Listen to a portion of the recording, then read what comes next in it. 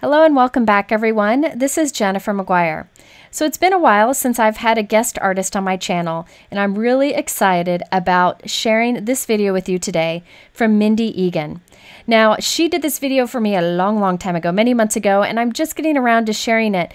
You are going to love it. She shares tips for creating wispy alcohol ink backgrounds, and her tips are super helpful. Now, one of the things that I like most about Mindy's work is that she creates a lot of different styles. So there's a little bit of something for everyone, and I will link to her blog and YouTube channel below. But today she's focusing on alcohol inks, and I'm hoping you love it. So here's Mindy.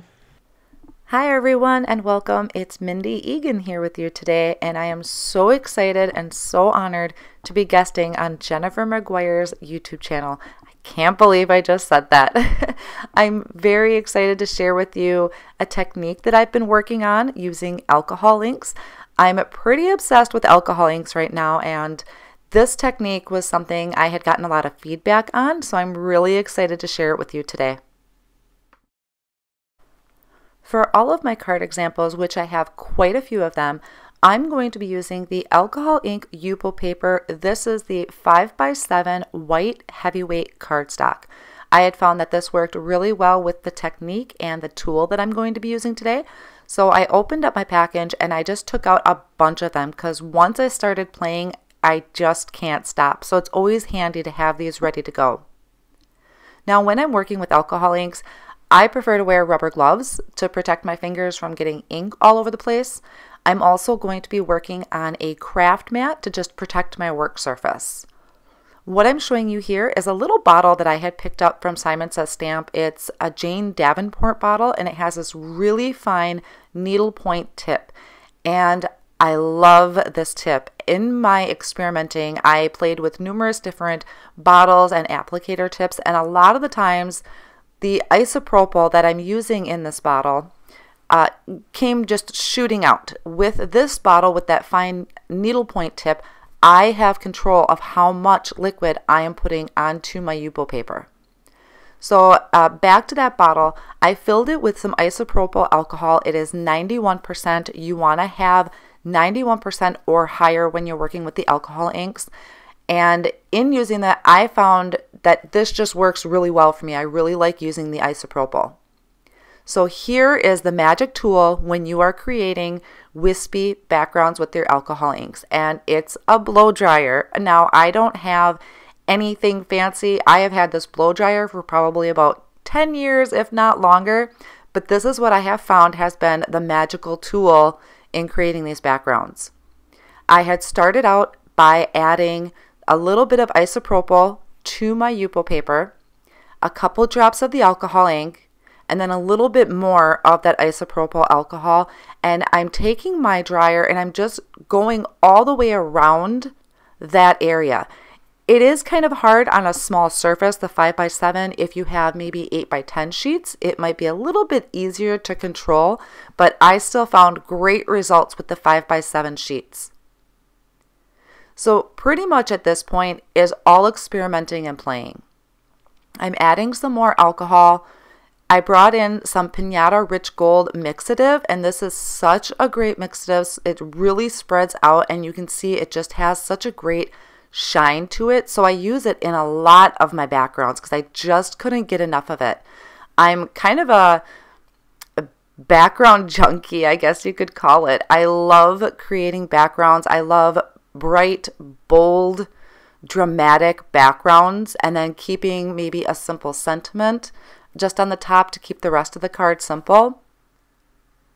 And as I'm going, like I said, it's all experimenting, just adding some more drops, adding some more alcohol. With your blow dryer, I don't typically go over the top of the ink. I'm going around it. It's blowing that alcohol and that isopropyl back towards the center, and that's what's going to create the wispy look.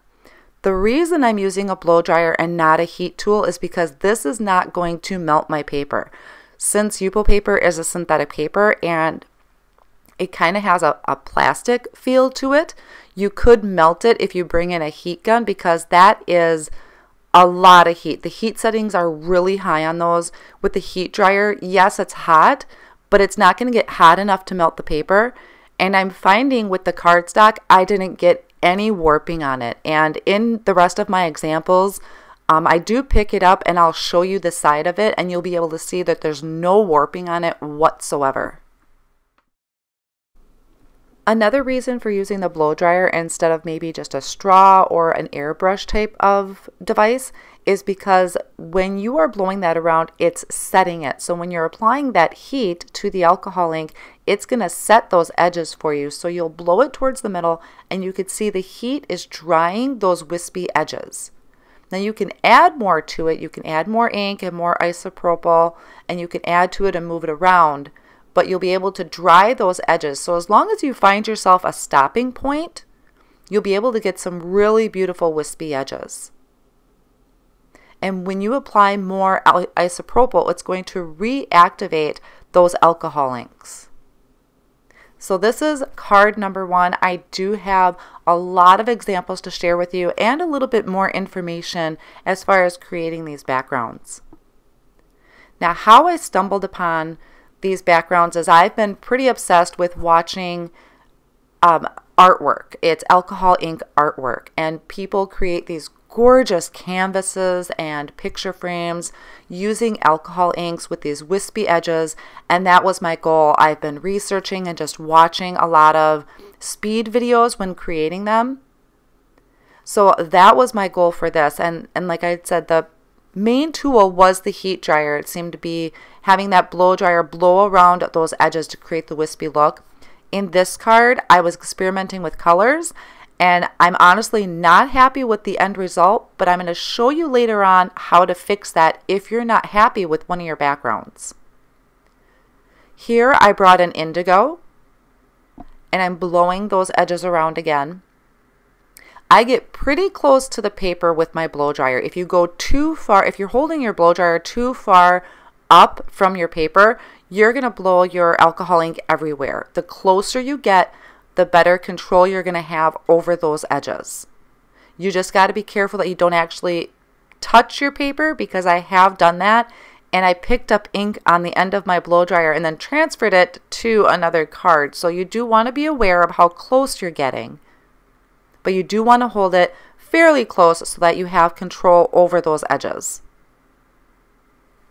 So that was another background I had created. Now, also with alcohol ink, because we are using a blow dryer, we're applying heat, you're having that evaporate into your area, your surroundings. So while I'm creating this, I do have a window cracked in my area. Since I do work, my craft area is in my kitchen, I do have my vent on above my stove and a ceiling fan going. So I constantly have air movement, air flow. You do want to have a well-ventilated area, because it will, it does have a smell to it, some fumes. So if you're concerned with that, if you have any type of breathing issues, you could always make sure you have a window cracked, or try wearing one of those masks that you see in the doctor's office. Those would help out a little bit too, I think. So those are just some things to keep in mind as far as safety precautions. But I just had the window cracked and my ceiling fan and things going, so it ventilated my area really, really well. Now this card, I'm bringing in some of my Copic Refills. I really like actually using the Copic Refills because I have more of a color variety. I have more Copic Refills than I do alcohol inks, and you can really play with the shades. This one, I started at the bottom of my cardstock and working my way across.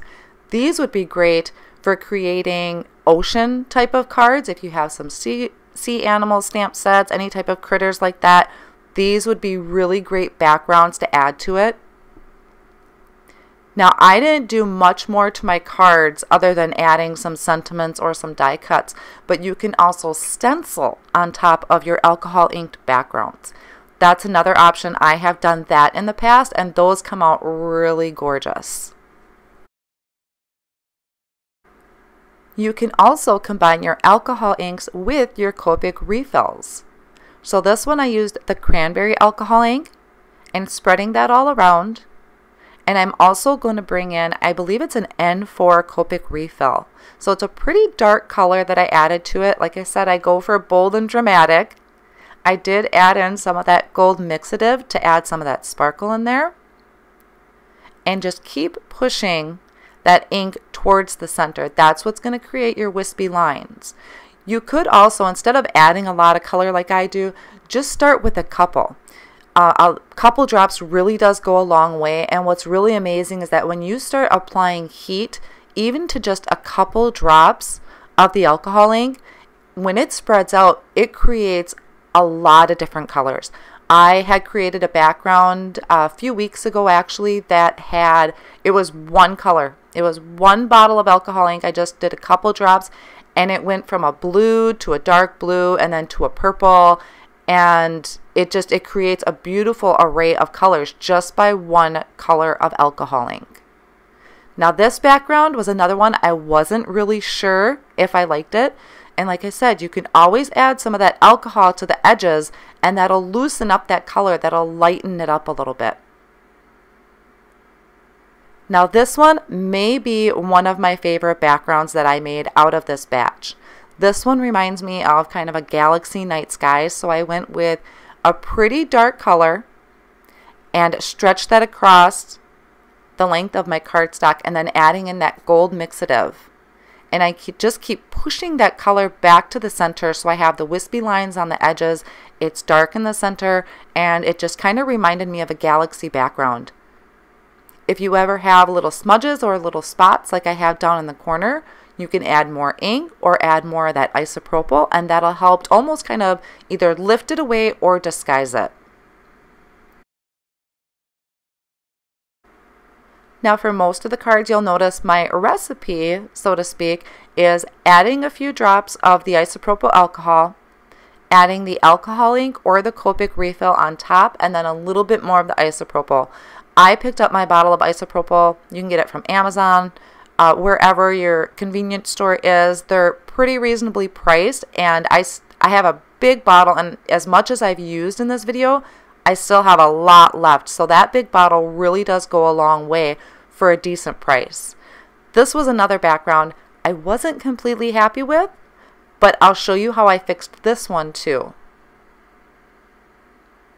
And I do have a lot of examples at the end. I did speed through a lot of this just because honestly, watching these alcohol ink backgrounds, I find kind of therapeutic. I love just watching the alcohol inks move on the paper, and nothing is ever going to come out completely the same. Even if you use the same colors, it's never going to move quite the same. It's never going to spread out and have the same colors. So that's another benefit to using the alcohol inks, is it's so much fun just playing and experimenting, finding what works or what might be kind of the hidden trick to where you're applying your ink. I'm still learning. I'm really happy with the backgrounds and how these all came out, but I'm still learning how to get it perfected, I guess to say. But when you're working with alcohol inks, I don't think anything is ever really perfected. You just find what works for you and what catches your eye. And a lot of the times, these didn't strike me until I actually trimmed them down into card bases and started visualizing sentiments on top of the cards. This was another one of my favorites with the dark blue in there and the gold mixative.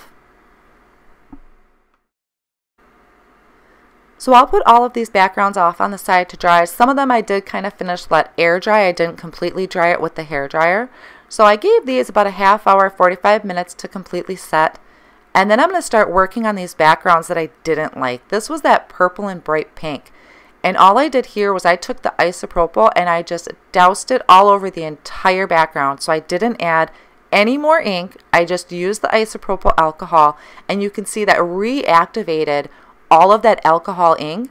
And then I took my blow dryer and I'm just moving that all around. So this really did turn out to be a great background. I didn't waste any of my ink or my paper. This is another one that I wasn't completely happy with. And so I'm just adding some more of that alcohol and then picking it up and moving around. And this is why it's great to be working on top of a craft mat. So if you do have any spill over, you're protecting your work surface. And you can see I actually do have the Tim Holtz glass media mat underneath. I typically do work on that surface, but unfortunately, the way my lighting is set up, you would see nothing but a huge glare and reflection. So it was best for me to be working on a craft mat. But if you do get any on your work surface, I have found either using the isopropyl alcohol is great for cleanup, or the hand sanitizer, which is a tip that I picked up from Jennifer. So I will set all of these off on the side, finish drying, and then I'm going to trim all of the backgrounds down to 4 1/4 by 5 1/2.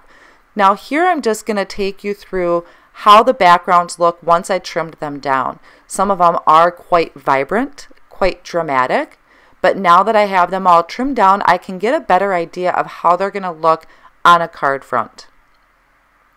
So I do have quite a few cards here to share. And I just love those wispy edges.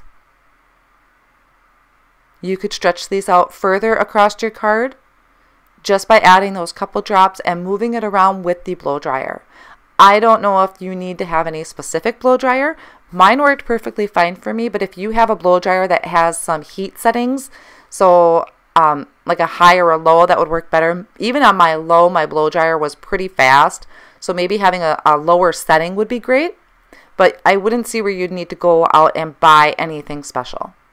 Now this is that pink and purple background. I die cut using a heart die that I had, and that's going to be my card. I'm just going to add that right to a card front.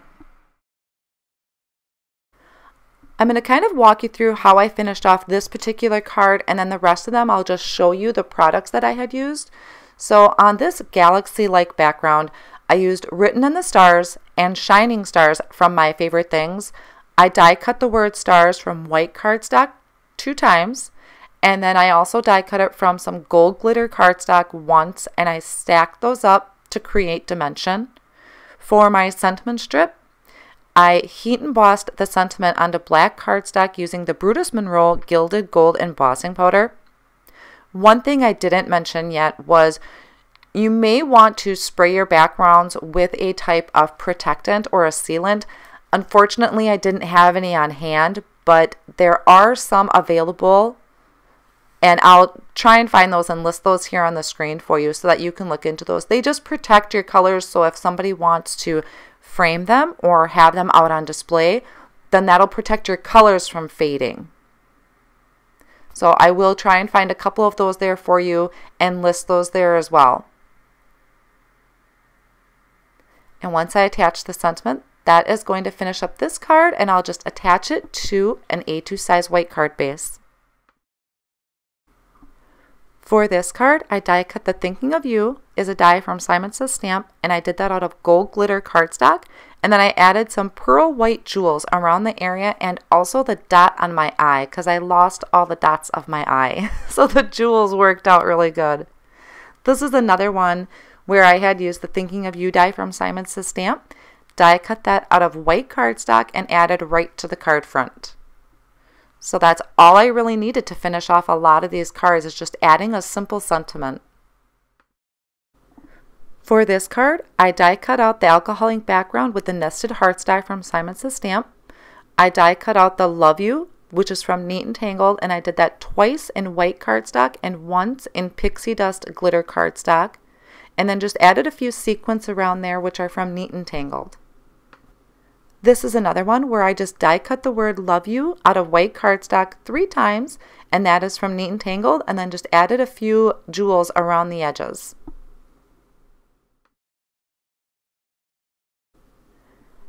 This one to complete the card, I used the Big Things die from Simon Says Stamp and stamped the sentiment from the Big Things Words stamp set from Simon Says Stamp, and I did use the gold glitter cardstock for that thanks die. On this one, I die cut the word Big Friend 3 times from white cardstock, and I used the Simple Sentiments stamp set to do my sentiment there, and die cut it with the Sentiments label die from Simon Says Stamp. For my next card, I also used the Big Friend die from Simon Says Stamp, and I die cut that 3 times out of Fog cardstock, and I also used a sentiment from the Simple Sentiments 2 stamp set, which was stamped on white cardstock and heat embossed with gold embossing powder, and then just finished off with a jewel for the dot on my eye. I really hope you enjoyed today's video and will give these wispy edges a try. They are really fun to make and you can make a background with almost anything out of them. Thank you so much for watching and thank you so much to Jennifer for inviting me to her channel. Have a great day. Thank you so much, Mindy. I found this very inspiring and very helpful. If you all want to check out Mindy's work, I have it linked below so you can check out that along with the different supplies she used in this video. In the middle here are a couple other videos you might like. Thank you for sharing your time with us today, and we'll see you again soon.